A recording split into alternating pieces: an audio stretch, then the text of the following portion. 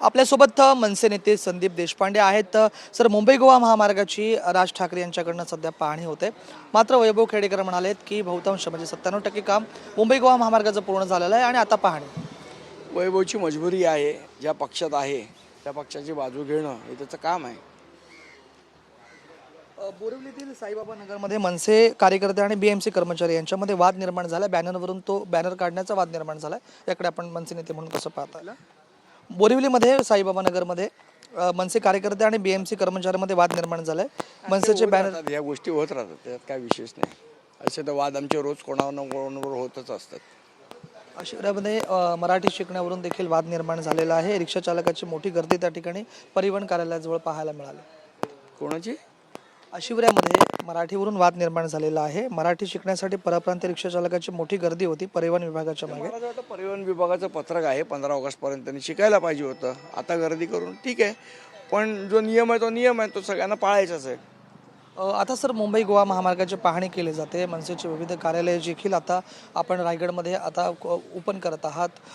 कशा पद्धतीमध्ये रायगड जिल्ह्यामध्ये मनसे वाढण्यासाठी प्रयत्नशील आहेत स्वतः मनसे प्रमुख?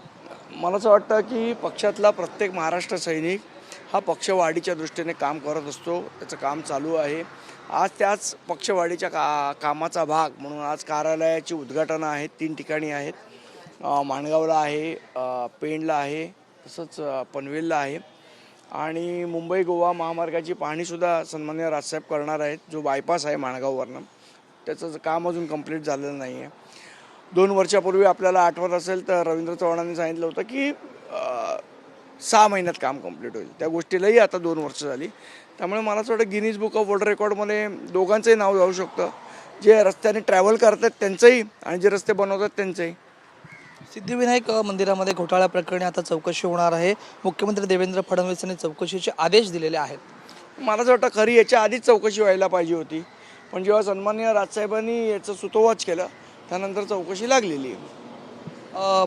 शिवसेनाची जी सुनावणी आहे ती सुनावणी होत असताना मोदी गद्दारांना का भेटले असा सवाल निर्माण होते। उद्धव ठाकरेंनी हा सवाल केला। मला माहीत नाही, आपण याच्याबद्दल बोलू रायगड जिल्ह्याबद्दल। धन्यवाद। हे होते मनसे नेते संदीप देशपांडे।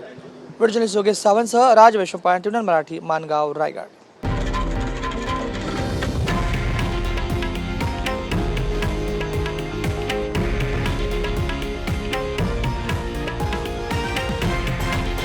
हे आहे देशातील नंबर 1 न्यूज नेटवर्क आणि आपण पाहत आहात TV9 मराठी, एकमेव।